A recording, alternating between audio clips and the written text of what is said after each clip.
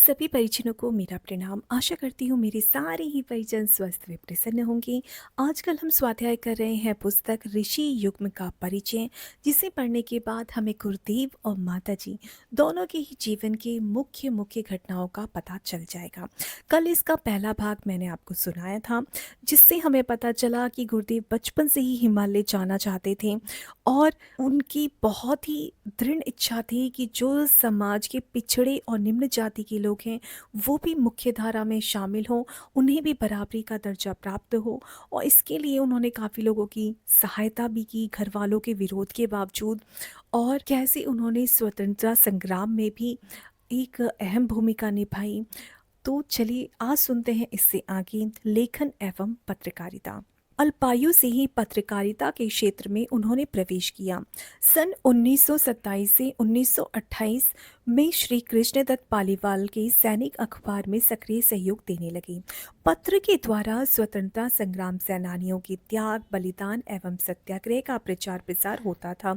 मत प्रलाप स्तंभ से छपे अपने लेखों तथा गीतों द्वारा परम पूज्य गुरुदेव ज्वाला भड़काने का काम करते थे। राजनीतिक गुरु महात्मा गांधी का मार्गदर्शन लेने साबरमती आश्रम की कई बार यात्रा की। रविंद्रनाथ ठाकुर, आचार्य विनोबा भावे, महर्षि अरविंद, श्री बालकृष्ण शर्मा, नवीन, बाबू गुलाब राय अहमे, श्री B.V. केसकर, श्री कृष्णदत्त पालीवाल आदि मूर्धन्य व्यक्तियों का भी सानिध्य उन्हें मिलता रहा। परम पूज्य गुरुदेव का संकल्प तो स्वतंत्र भारत को नई दिशा देने का था। पूज्य गुरुदेव ने स्वतंत्रता आंदोलन के बाद से ही वैदिक साहित्य, आर्ष साहित्य को अपने मूल रूप में सरल हिंदी टीका सहित प्रस्तुत करने की भूमिका मन में बना ली थी। उनकी मार्गदर्शक सत्ता द्वारा उन्हें सौंपे गए अनेक भगीरथी कार्यों में से एक कार्य आर्ष साहित्य को जन सुलभ कराना भी था। अध्ययन और सामग्री संकलन का कार्य इसी कारण उन्होंने सन 1936 से लेकर 1937 से ही आरंभ कर दिया था। अखंड ज्योति पत्रिका का प्रकाशन। अखंड ज्योति के प्रथम पृष्ठ पर छपने वाली निम्न पंक्तियां बताती हैं कि अखंड ज्योति पत्रिका का क्या उद्देश्य था और जो कार्य किया जा रहा था वह विश्वव्यापी दुष्प्रवृत्तियों का हलाहल पीकर मृतकों को संजीवनी का रसास्वादन कराया जा रहा था। सुधा बीज बोने से पहले कालकूट पीना होगा, पहन मौत का मुकुट विश्वहित, मानव को जीना होगा। ये पंक्तियां थीं जो गुरुदेव की पत्रिका अखंड ज्योति की प्रारंभिक पृष्ठों पर छपती थीं। सन 1937 से अखंड ज्योति पत्रिका का पहले आगरा से प्रकाशन प्रारंभ हुआ। इसके बाद सन 1940 से आज तक पत्रिका अखंड ज्योति संस्थान मथुरा से प्रकाशित होती है। 250 की संख्या से आरंभ होती ही अखंड ज्योति पत्रिका अब 10 लाख से अधिक 7 अन्य भाषाओं में भी छपती है। अध्यात्म तत्व दर्शन का शास्त्रोक्त एवं विज्ञान सम्मत प्रतिपादन इस पत्रिका के माध्यम से होने लगा। अपने अंग अवयव बने परिजनों को परिमार्जित करने की उनके प्रयास क्रमशः उत्तरोत्तर सघन होते चले गए। आध्यात्मिक साधना के प्रारंभिक पाठों में आत्मशुद्धि व पात्रता संवर्धन की महत्ता समझाते थे।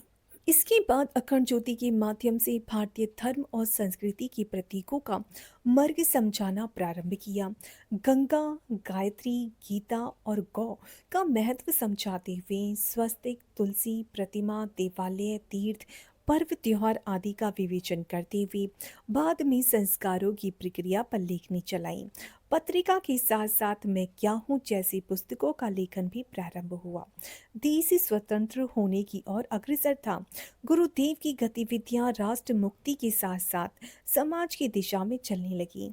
कुरीतियों, कुप्रथाओं, मूढ़ मान्यताओं से जकड़े बधी समाज को मुक्त करने के लिए उनका रोम रोम दीवाना हो रहा था। ऋषि युग्म ने अपने अभियान की प्रथम केंद्र स्थली मथुरा को चुना और घिया मंडी में जहां आज अखंड ज्योति संस्थान है आकर रहने लगे। साथ देने के लिए आ गई परम वंदनीय माता जी, जिन्हें भविष्य में अपने आराध्य इष्ट के साथ महत्वपूर्ण भूमिका निभानी थी। माता जी के मर्म स्पर्शी पत्रों, भाव भरे आतिथ्य एवं पीड़ित दुखियों को ममत्व भरे परामर्श ने गायत्री परिवार का आधार खड़ा किया। वास्तव में देखा जाए तो ऋषि युग्म ने अपने ब्राह्मणत्व भरे जीवन में विश्व विश्व के सामने आदर्श उपस्थित किया है। धर्म, संप्रदाय, जाति का भेदभाव पूज्य गुरुदेव व वंदनीय माता जी ने कभी नहीं माना। उससे बढ़कर सभी धर्म संप्रदाय के लोगों में सौहार्द उन्होंने बढ़ाया।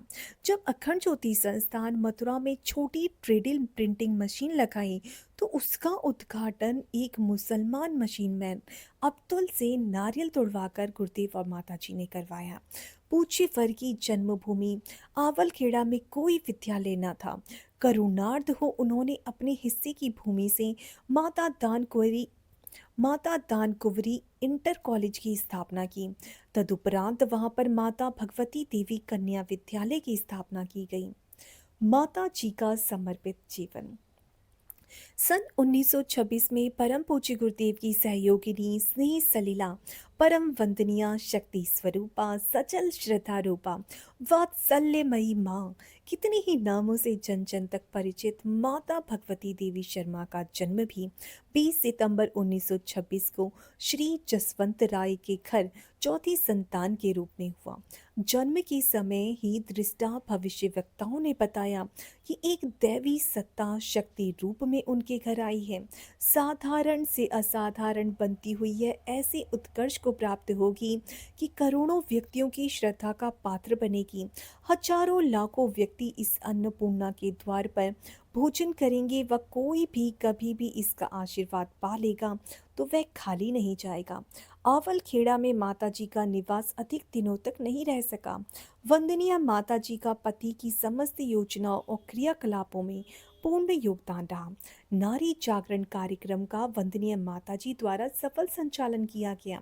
जैसा पति का जीवन वैसा ही अपना जीवन, जहाँ उनका समर्पण उसी के प्रति अपना भी समर्पण, यही संकल्प लेकर वे जुट गईं, कंधे से कंधा मिलाकर पूर्व जन्मों के अपने आराध्य इष्ट के साथ।